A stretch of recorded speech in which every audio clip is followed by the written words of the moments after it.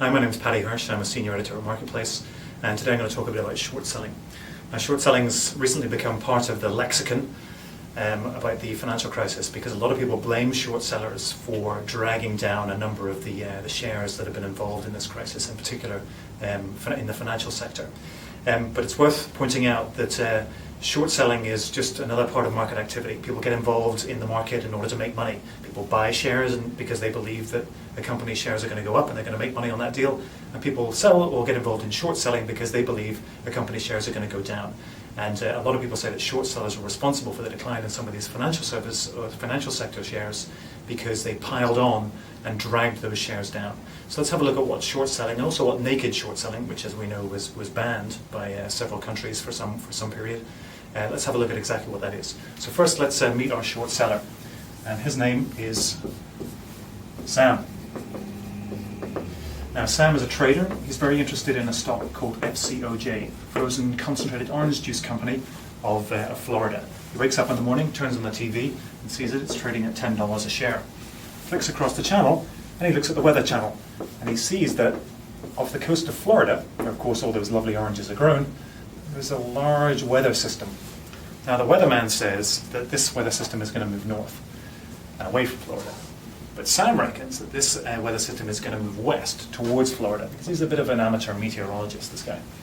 And he believes that if it hits Florida, it's going to devastate the Florida orange crop, which of course is bad news for FCOJ because that's where it gets all its juice from. So his bet, his assumption is that the shares of FCOJ are going to trade down over the next few days. So how does he make money from that guess, if you like? How does he make money out of that bet? Well, the first thing he does is he calls his buddy John. Now John's a banker who is what they call long FCOJ, and that means that he's got a lot of FCOJ in his portfolio. Now John's an old pal of Sam's, and they've worked together in the past, and John is quite happy to lend Sam shares when he wants them. Costs Sam a little bit of a fee, but he's willing to lend them for a few days to allow him to do this short selling activity. So Sam's next call is to Caitlin. Caitlin is a lady who works at a bank, and he knows that Caitlin wants to buy some FCOJ. So he rings Caitlin and he says, "Hey Caitlin, how about I sell you 100 shares of FCOJ at $10 a share market price today?" Caitlin says, "Fine, no problems, $1,000 please." So $1,000 goes into Sam's account. He rings John up. "John, can you lend me 100 shares? And he says, "John, no problems, 100 shares of FCOJ. Go to Sam and he passes them on to Caitlin. Alright, so Caitlin's now got 100 shares. Sam's got $1,000. But he owes John 100 shares.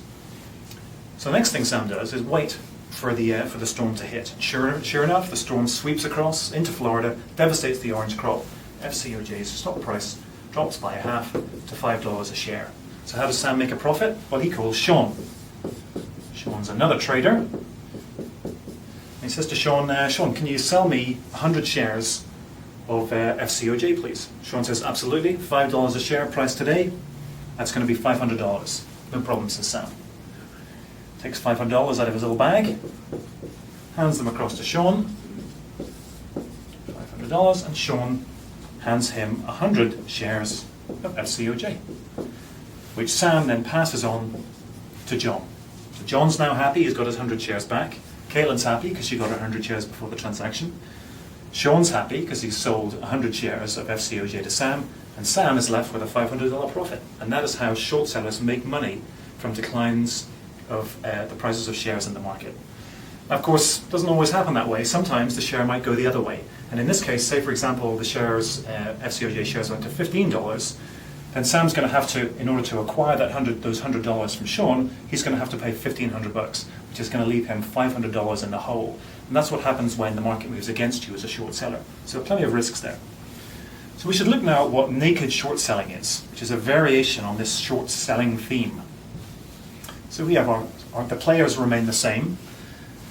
The situation remains the same for Sam. He's woken up, he's seen this storm moving, and he believes that the orange juice crop, or the orange crop, is going to get devastated, and that FCOJ is going to trade down. So the first thing he does, of course, is he calls John. "John, can you lend me 100 shares of FCOJ, please?"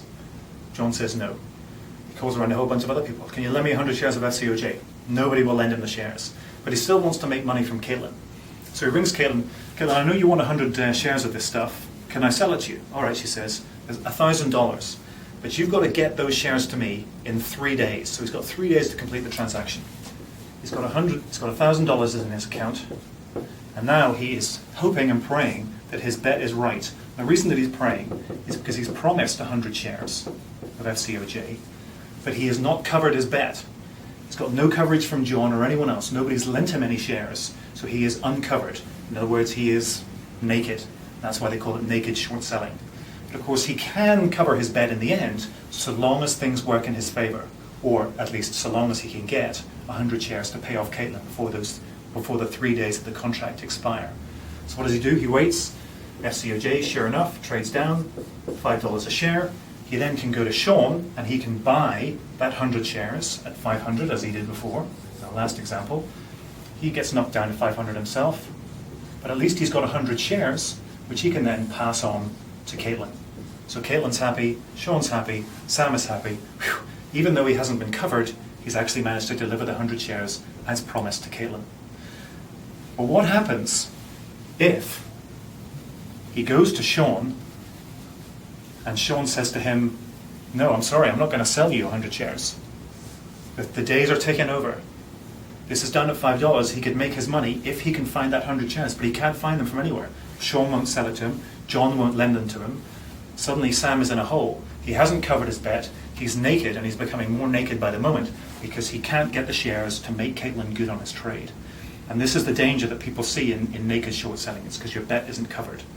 Even if this dropped to $1 a share and he still couldn't find anybody to sell him the shares, he's still in the hole. He hasn't made any money because he hasn't covered his bet to Caitlin. And this is what people are concerned about in the markets now. And certainly whenever we were worried about these financial companies that were sinking so fast in the market, is that people would naked short sell. They would make bets and not cover their bets, and because they didn't have to borrow didn't have to borrow those shares in order to guarantee the bets that they'd made, it can drag the financial shares down very, very quickly, which was why why several governments actually banned naked short selling.